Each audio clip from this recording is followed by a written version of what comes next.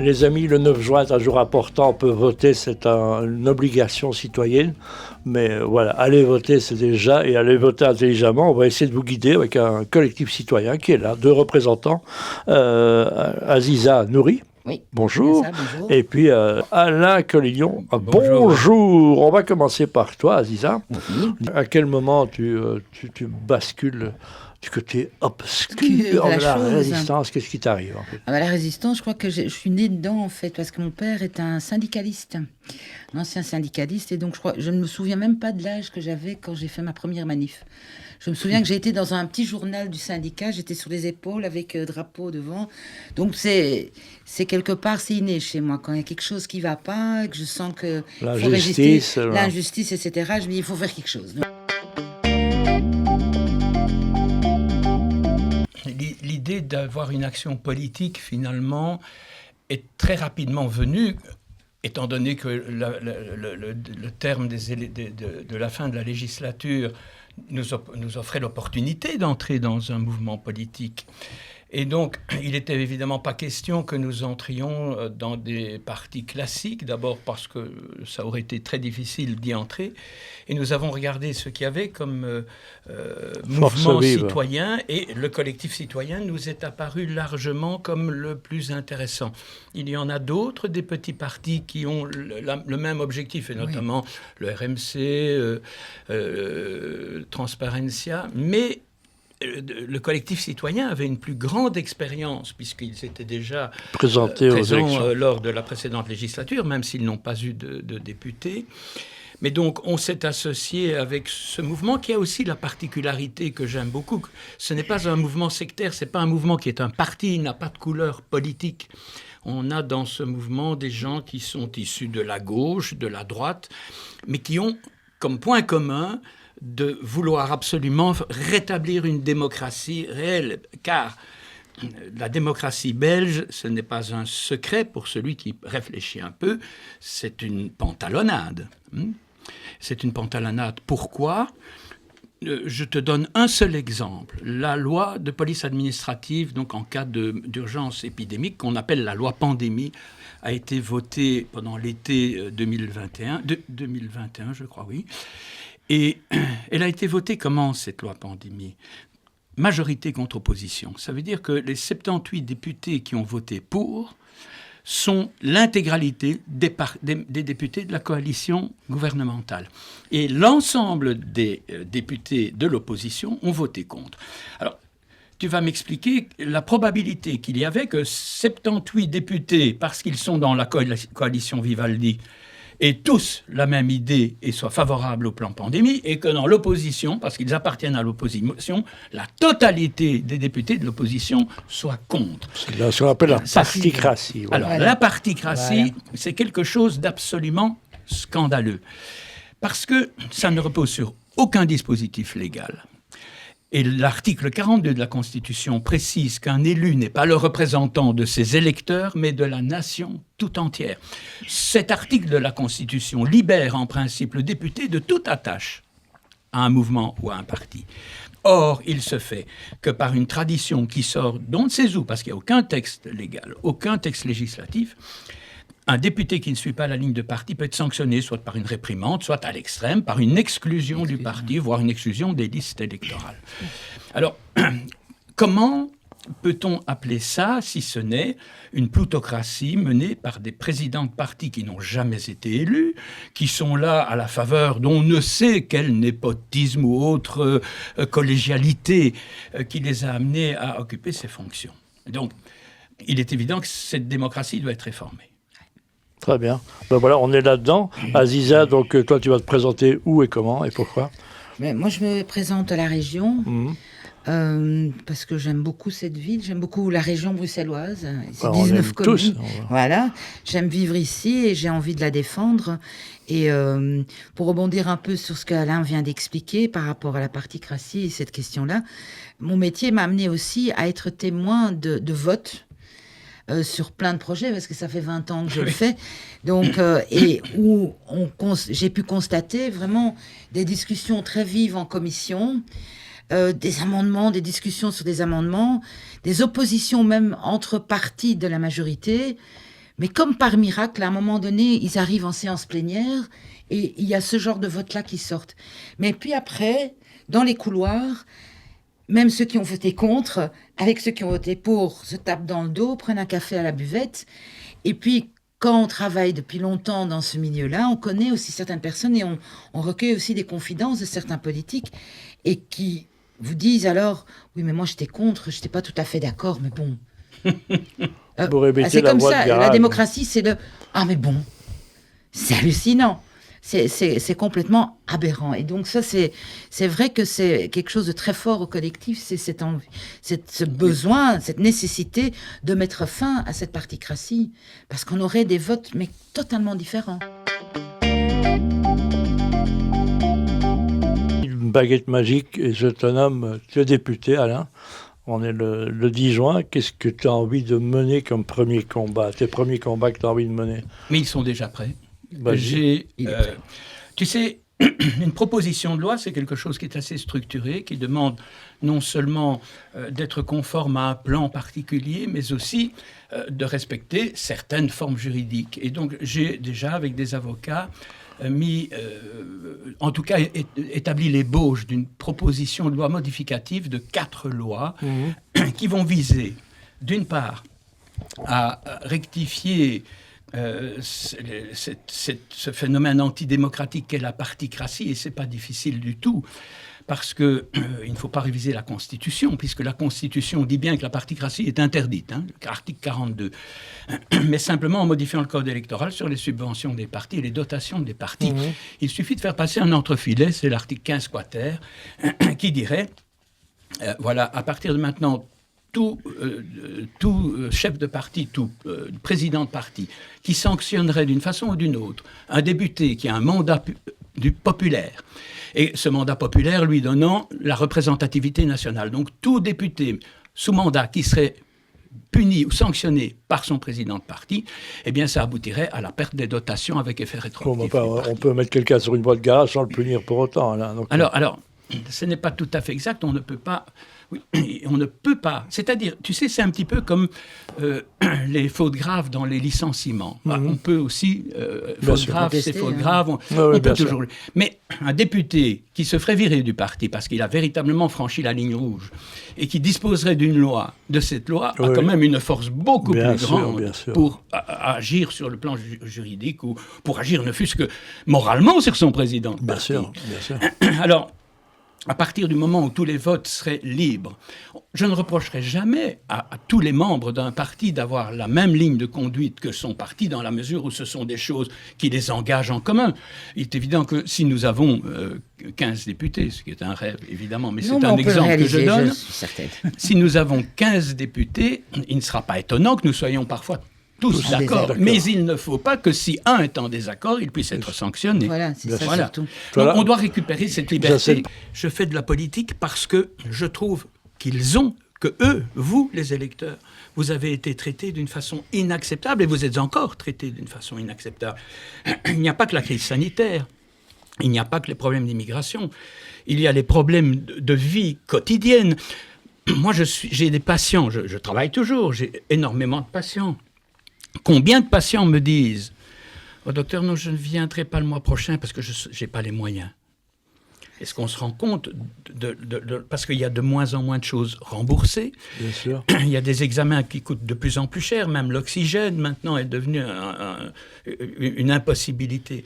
Mais sur le plan de la vie de tous les jours, le prix de l'énergie, est-ce qu'on a réfléchi à ce prix de l'énergie qui a véritablement triplé, quadruplé, à ce qu'il représente dans le budget de quelqu'un de modeste? Parce que quelqu'un de modeste se chauffe exactement comme un riche. Absolument. 22 degrés, ou 21 degrés, ou 20, c'est le même prix dans une habitation modeste, et parfois plus, que dans une habitation aisée.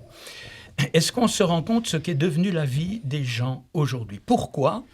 Parce que il y a des plans géostratégiques qui visent à modifier les marchés, et modifier les marchés en sorte que de grandes multinationales de l'énergie augmentent considérablement leurs profits à la faveur de prétextes géopolitiques. Et cela aboutissant à ce que celui qui va payer essentiellement cette note, qui va faire le profit des grandes multinationales, c'est le boulanger, le commerçant, le citoyen de base. C'est inacceptable. Inacceptable. Moi, je suis maintenant, j'envisage de faire un procès. C'est d'ailleurs, je suis en rapport avec l'AQAP pour voir comment on pourrait le faire. C'est quoi l'AQAP ? C'est le service de contrôle de l'énergie en Belgique. Et pour voir comment on pourrait soulever le problème du prix de l'énergie. Parce que quand tu regardes le prix du gaz à la bourse, il est... Il y a d'autres pays où ils ont régulé un peu, où l'État a pris sur Mais soi. Mais c'est pas un peu qu'il faut réguler, c'est beaucoup. Parce que quand tu vois le prix du gaz à la bourse, il a effectivement monté beaucoup au moment du début de la guerre en Ukraine, mais il est redescendu considérablement. Absolument. Alors que les prix n'ont pas eu le même toboggan vers la baisse et la chute. Je rappelle que tu es premier de la liste, oui. Au fédéral à Bruxelles, la liste qui porte le numéro 20. Oui, parce qu'il y a des chiffres, j'aime autant que vous les lanciez. Première règle, toi, Aziza, qu'est-ce que tu as envie de proposer comme action concrète ? Par rapport à la région particulièrement, parce que là, évidemment, ça se passera au niveau fédéral, mais par rapport à la région, il y a un gros problème dans la région bruxelloise, c'est les grandes disparités entre les 19 communes. Par exemple, il y a des communes extrêmement riches et agréables à vivre, et puis il y a celles qui le sont moins. Et on peut se demander pourquoi elles sont comme ça, pourquoi certaines communes sont abandonnées à ce point-là. Moi, je pense à des communes comme Schaerbeek, Saint-Josse et autres. D'ailleurs, ce dimanche, on va avoir une rencontre avec des habitants justement de Schaerbeek qui nous ont sollicités, qui ont demandé de venir parler du projet parce qu'ils sont complètement bloqués. Ils n'arrivent pas à s'en sortir. Ils discutent avec Madame la bourgmestre qui remplace Monsieur Clairfailly et ils n'arrivent à rien. C'est-à-dire c'est des gens qui subissent au quotidien des désagréments énormes. De quel ordre, par exemple, il y a énormément de migrants qui n'ont pas été accueillis comme il se doit, parce qu'il y a cette problématique-là aussi. C'est-à-dire que l'accueil et le suivi ne se fait pas, et donc ces gens se retrouvent dans la rue. Fait d'asile n'étant pas très loin. Fait d'asile n'étant pas très loin. Et donc ces personnes s'installent un peu dans le quartier comme ils peuvent. Donc ils défèquent entre les voitures, ils rentrent dans les maisons, ils vont jusque dans les frigos. Les témoignages sont hallucinants. Et surtout, il y a aussi un gros problème de drogue. Et donc cette maman m'expliquait, on marche dans la rue, on marche sur des seringues et autres. Mais il faut savoir que c'est aussi des quartiers... La majorité des gens qui vivent là sont issus de l'immigration et qui ont réussi à acquérir un bien, tant bien que mal, il y a 20 ans. Ils sont propriétaires, beaucoup sont propriétaires de maison. Donc ils ne vont pas déménager comme ça. Non. Parce que déménager comment ? La valeur de leur maison... Et aller où ? Et vendre à quel prix ? Donc, on se demande vraiment pourquoi on délaisse ces quartiers depuis aussi longtemps. Et je ne jette pas la pierre aux services de police ou autres, parce que comme je travaille aussi régulièrement dans ce secteur-là, je sais qu'il y a énormément de gens de très bonne volonté dans tous les secteurs. Et je vais peut-être...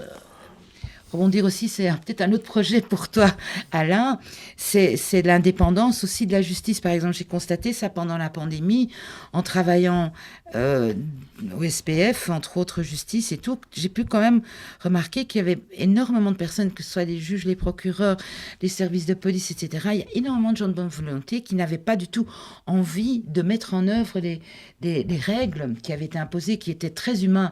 Et donc, tout le monde est un peu pieds et poings liés. C'est-à-dire qu'ils suivent un système, et il y a beaucoup de gens qui sont coincés. Donc, plus de liberté de ce côté-là, ce serait intéressant aussi. Mais donc, pour Bruxelles, effectivement, il y a quelque chose qui ne va pas à ce niveau-là. L'enseignement s'y pose problème. Et aussi, à nouveau, dans ces quartiers-là, j'ai énormément de témoignages de mamans et de parents qui m'expliquent que très vite, l'enseignement, ces écoles, des écoles à Molenbeek, à Schaerbeek et tout, où il y a beaucoup d'enfants issus d'immigration, si les points ne sont pas très bons, mais c'est pas grave, on va te mettre en professionnel, on va passer très vite. Je n'ai rien contre les métiers manuels, il faut justement les valoriser, mais il faut que ça soit un choix. Il ne faut pas que ça soit une sorte de sortie obligatoire. De sortie obligatoire. Donc il y a énormément de problèmes au niveau de l'enseignement, du logement, la sécurité. Et mon dernier dada, c'est la sécurité des femmes. C'est-à-dire que ça fait un petit temps que je travaille aussi pour une ASBL, et grâce à ça, je donne des formations en matière de harcèlement de rue. Et c'est un phénomène qu'on sous-estime complètement à Bruxelles. Il faut savoir que 9 femmes sur 10 ont été confrontés à ça. En Belgique, c'est 3 femmes sur 10. On a une loi qui fête ses 10 ans, qui s'appelle la loi contre le harcèlement de rue. Bon, la rue, c'est pas que la rue, c'est tous les lieux publics. Bien sûr. Elle fête ses 10 ans cette année. Cette loi, elle n'arrive pas à être mise en application correctement. Et les policiers ne sont pas au courant, la population n'est pas au courant. En attendant, on a quand même une grande population de Bruxelles en particulier qui doit s'adapter, qui s'adapte parce que les femmes ont cette aptitude à adopter des comportements d'évitement. Elles s'adaptent, donc elles vont changer de quartier, changer d'école, parfois jusqu'à changer de boulot. Ici, on n'est pas loin, on est à Boisfort, donc on n'est pas très loin de l'université de l'UNB, où il y a un autre mouvement, c'était le balance ton bar. C'est-à-dire que c'est quand même hallucinant qu'il y a un concept, vous avez des chaussettes ici sur votre table pour cacher le manche de boue, il y a des chaussettes similaires qui existent pour cacher les verres avec un trou dans lequel on peut mettre sa paille, pour éviter qu'on mette quelque chose dans son verre. Mais on va où là ? Je sais, on va dans un Donc voilà, il y a moyen de travailler on pourrait passer des heures à le dire. Il y a un site citoyen, collectif citoyen. Tu peux parler dans ta langue. In mijn moedertaal. In het Nederlands. Oui, in het Nederlands. Oké, en de Nederlandstaligen in Brussel oproepen om te stemmen voor ons. Het is niet omdat ze Nederlandstalig zijn en in Brussel wonen, dat ze niet op een Franstalige lijst kunnen stemmen. Ik zal hen ook vertegenwoordigen. Ik ben perfect tweetalig en de problemen zijn dezelfde voor iedereen. Want wij gaan niet met taalproblemen beginnen of linguïstische strijd tussen Franstaligen en Vlamingen. We zijn allemaal inwoners van Brussel en wij kunnen samenwerken. Dus inderdaad, ik roep de Nederlandstaligen op om lijst nummer 20 te stemmen. En nummer 2 voor Brussel. Et je le redirai en français pour ceux qui ne l'ont pas compris. Non, moi j'ai même tout compris. C'est d'une clarté là. Aziza Nouri, donc tu es la deuxième sur la liste. Sur la liste numéro 20. Donc quand vous votez, vous pouvez voter pour le parti évidemment ou voter pour le candidat, mais ne votez pas pour les deux. Parce que je crois que ça rend le vote inutile si j'ai bien compris. Voter pour les deux, ça leur Le point au-dessus, ou quelqu'un que vous avez envie dans la liste, rappelle Alain. Et là, on vous soutient évidemment et on espère que les médias aussi vous offriront un peu de temps de parole. Oui. Ça fait partie de la démocratie aussi. Mais qui es-tu, toi, Aziza, en fait ? Moi, je suis un produit de l'immigration des années 60, c'est-à-dire que mon père est venu en Belgique, il est venu du Maroc pour travailler dans les mines, et donc il a rencontré ma maman dans le Limbourg, à Asselt, donc j'ai une maman flamande, et voilà, j'ai grandi en Flandre, en fait, je fais toute mon éducation, toute ma scolarité en Flandre, donc je suis bilingue. Voilà, tu feras le dernier petit discours, tu pourras le faire en néerlandais, tu es la bienvenue. Alors, tu fais quoi dans la vie, toi ?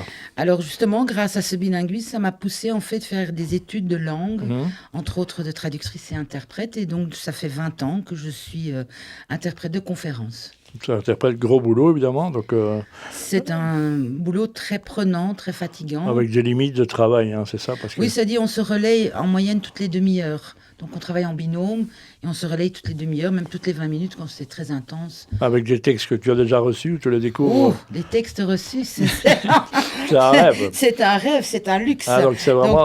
parfois on les reçoit, parfois pas. Mais bon, comme j'ai démarré ma carrière d'interprète, en fait... à la Chambre, non, au Sénat, parce que j'ai participé à des examens et donc j'ai eu la chance d'être prise dans la réserve de recrutement, comme on dit, et donc j'ai démarré ma carrière au Sénat en pleine période de la commission Rwanda. Oh là là. Donc j'ai eu vraiment le baptême du feu, on m'a jeté dans une commission Rwanda avec des militaires qui venaient expliquer plein de choses que je ne comprenais pas, plein d'outils militaires, des machines et tout ça. C'était assez compliqué, mais bon, on est jeté dedans, on reçoit des textes, on reçoit une pile de textes et puis il faut essayer de compulser au plus vite, essayer d'extraire les mots de vocabulaire pour arriver à suivre, n'est-ce pas ? Pour essayer de comprendre. Donc, toutes les arcanes du pouvoir, en tous les cas, les labyrinthes, tout ça, tu connais par cœur. Oui, je connais assez bien, parce que, comme je dis, j'ai commencé au Sénat, puis après, j'ai passé des examens à la Chambre, où j'étais aussi dans la réserve de recrutement, où j'ai travaillé énormément. Et toi, tu es indépendante ? Tu es quoi ? Je suis indépendante, je suis freelance. Il m'est arrivé, pour des périodes courtes de 2 ans ou d'1 an, d'avoir des contrats de remplacement, par exemple, mais bon, j'ai travaillé travaille énormément. Et puis aussi au Parlement régional bruxellois. Côté d'Alain Collignon, dis-nous un peu qui tu es. Certains te découvrent encore, hein, donc on est dans l'esprit d'ouverture et on part du principe que les gens ne te connaissent pas. Eh bien oui, je suis donc Alain Collignon, j'ai 70 ans, je suis médecin, chirurgien. J'ai pratiqué la plupart de ma carrière au CHU Tivoli et puis à l'EFES clinique d'Anvers, où je travaille encore aujourd'hui. Tu as une carrière qui sans embûche. Hein. Alors j'ai une carrière absolument sans la moindre tâche. Je n'ai jamais eu une plainte de patient. Au contraire, moi j'ai toujours considéré mes patients comme le centre de mes préoccupations, ce qui est malheureusement plus toujours le cas dans les milieux hospitaliers aujourd'hui. Là, c'est là que tu es sorti de l'ombre, en tous les cas, de révolté, résistant pour différentes choses. Hein. Ben, écoute, c'est quand même pas difficile quand on te fait prêter un serment à 26 ans, que dans ce serment tu jures de toujours être là au service d'un patient qui souffre, que ce soit dans l'urgence ou pas, et que tout d'un coup, un ministre vient te dire qu'il faut fermer ton cabinet alors qu'il y a des gens qui sont en menace de mort, tu as quand même une espèce de court-circuit cérébral et tu te dis, oui, mais non, qu'est-ce qu'on nous demande là ? Et puis quand on te refuse de prescrire des médicaments que tu connais depuis 30 ans, que tu as toujours utilisé... Quel type de médicaments ? Hydroxychloroquine, ivermectine. Et qu'on te dit, attention, ces médicaments sont mortels, et qu'on t'interdit de les prescrire, alors que 6 mois après, on t'impose de faire la promotion d'un vaccin que tu connais absolument pas et que personne ne connaît, il est clair que si tu as un esprit un petit peu ouvert sur la science... Et un peu de bon sens. Et un peu de bon sens, il est évident que tu te dis, ah non, ça, c'est pas comme ça que ça va se passer. Et donc j'ai interpellé l'ordre avec une certaine véhémence. Un verbe haut, voilà, on va dire. Un chat s'appelle un chat. Un chat s'appelle un chat, je n'ai pas l'habitude de mâcher mes mots. Et donc l'ordre a obstinément refusé de me répondre, ce qui fait qu'on en est arrivé à un conflit qui m'a valu le privilège d'avoir 2 ans de suspension. Je dis privilège parce que aujourd'hui, c'est la marque certaine que j'ai continué à respecter le serment que j'ai prêté. Qu'en es-tu avec l'ordre des médecins, alors ? Eh bien, j'ai été suspendu 2 ans en première instance. J'ai été blanchi sur le plan procédural par le Conseil d'appel. Benoît de Gemep, qui est président de l'Ordre national, s'est pourvu en cassation. Il a gagné en cassation, c'est revenu en appel. Et là, le Conseil d'appel doit se prononcer pour savoir si je suis considéré comme un lanceur d'alerte, auquel cas ils doivent interrompre toute procédure ou pas. Et ce n'est pas encore la sanction définitive ou la décision définitive, mais le fait de savoir si oui ou non je suis dans le cadre des lanceurs d'alerte en fonction de la loi qui a été, comme tu le sais, transposée dans le droit belge en février 2023. Voilà, donc comment tu vis ce genre de situation ? Extrêmement bien, parce que quand on fait ce qu'on doit, on vit toujours très bien. En paix avec toi-même ? Non seulement en paix, mais je dirais que à mon âge, on pense terminer sa vie avec un petit verre de rosé dans sa seconde résidence en regardant les canards et en leur donnant un peu de pain. Moi, j'ai une deuxième vie qui commence. Oui, je rappelle donc à un moment, dans ce contexte-là, tu es devenu un peu le porte-parole de nombreux médecins, parce que tu n'es pas le seul médecin. Hein. On ne va pas tous les citer, on va en oublier, mais en tous les cas, il y a eu une espèce de mouvement de médecins qui se sont opposés aux règles de l'ordre et qui tous ont subi le même sort que toi, quelque part. Il ne faut pas oublier que j'ai été un peu leur porte-parole parce que je suis le seul qui, à mon âge, est parfaitement libre par rapport à l'éventuelle sanction. Il est évident qu'à 70 ans, si je suis suspendu, quand bien même je serais suspendu 2 ans, je ne menace pas une famille, des enfants à l'UNIF, tu vois, je menace juste un peu de confort.